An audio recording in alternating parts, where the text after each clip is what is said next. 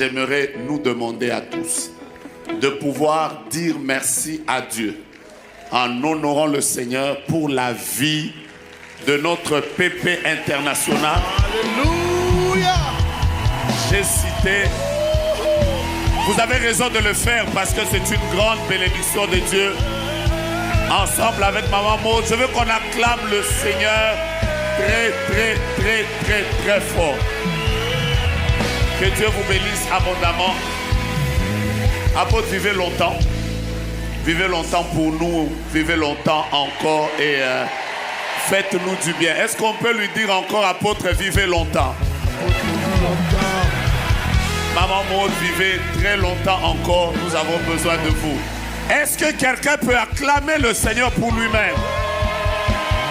Je veux voir l'œuvre de tes mains dans ma vie, l'œuvre de tes mains dans l'église, l'œuvre de tes mains dans ma famille, l'œuvre de tes mains dans tous les domaines. Parce que là où il y a les œuvres des mains de l'Éternel, les visages ne pâlissent plus.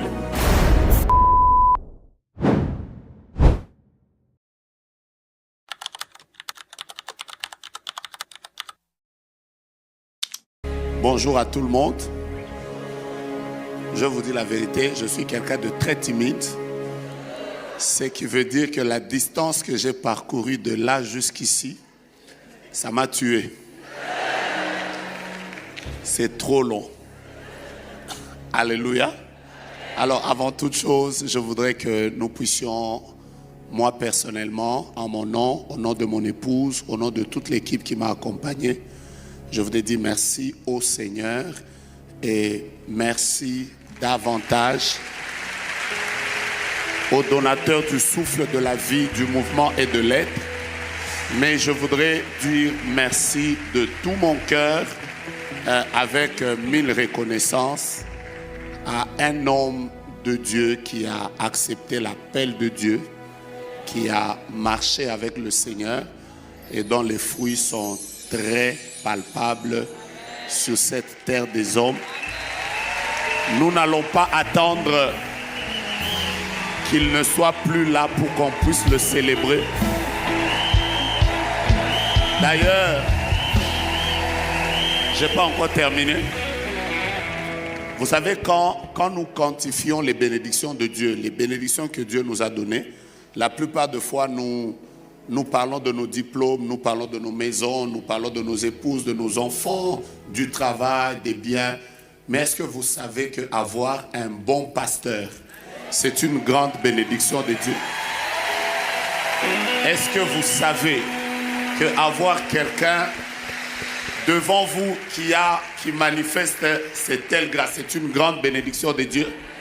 Alors sans plus tarder, j'aimerais nous demander à tous de pouvoir dire merci à Dieu en honorant le Seigneur pour la vie de notre PP international. Alléluia.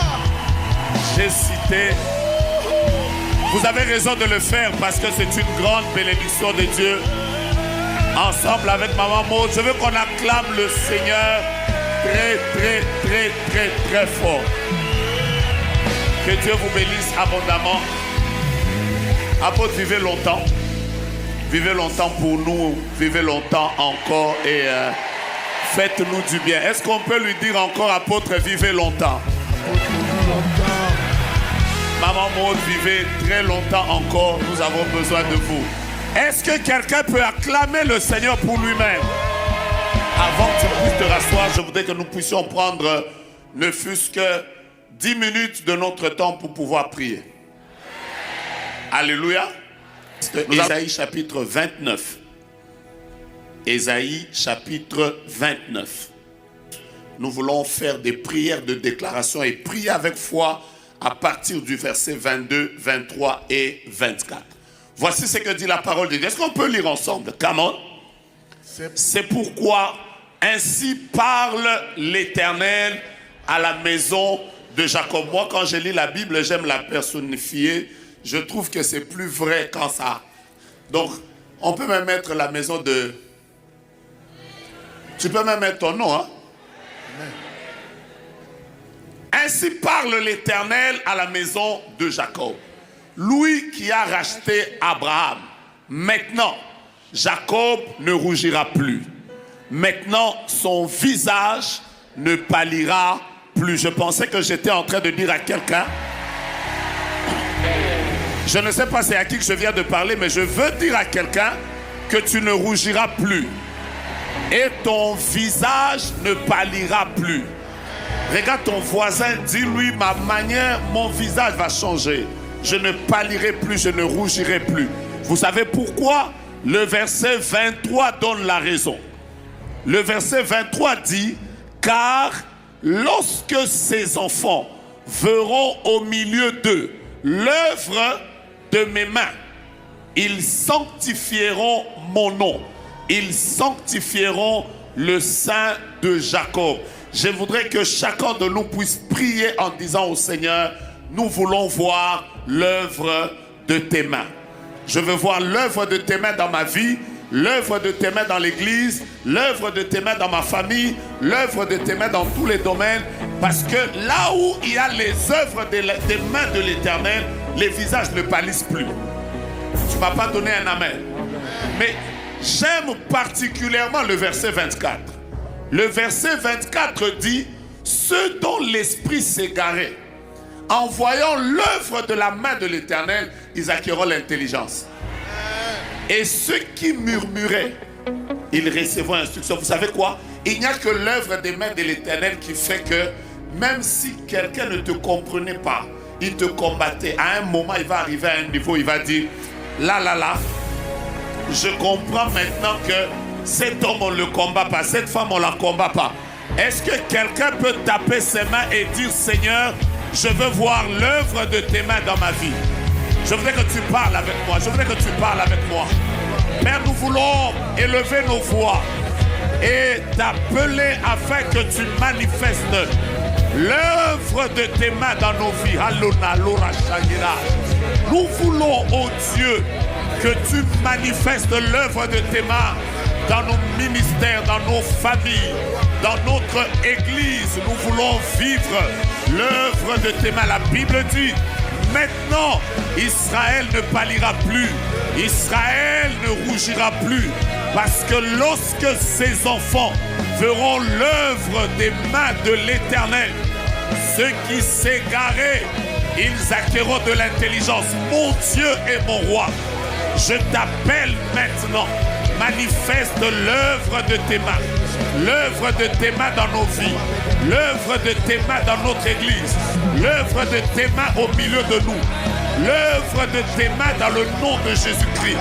Je suis en train de t'appeler, ô Dieu, que l'œuvre de tes mains se manifeste dans nos ministères, que l'œuvre de tes mains se manifeste, Adonai, dans ce que nous faisons, ô Dieu, dans nos vies particulièrement.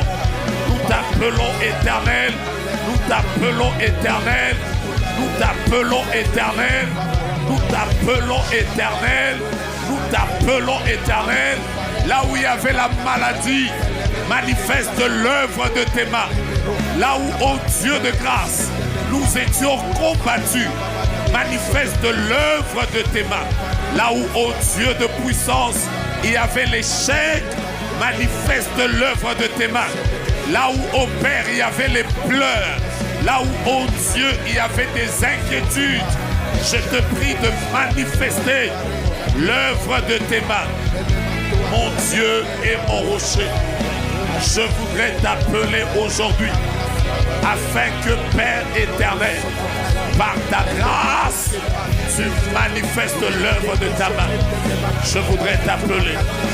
Je te prie de te glorifier. Je te prie de manifester ta gloire. Est-ce que tu peux proclamer l'œuvre des mains de Dieu dans tous les aspects de ta vie? Est-ce que tu peux proclamer l'œuvre des mains de Dieu dans tous les aspects de la vie de ta famille? Merci de le faire, Père. Merci de le faire. Merci de le faire. Merci de le faire. Merci de le faire. Yes. Aide-moi juste de manière prophétique à lever ta main droite.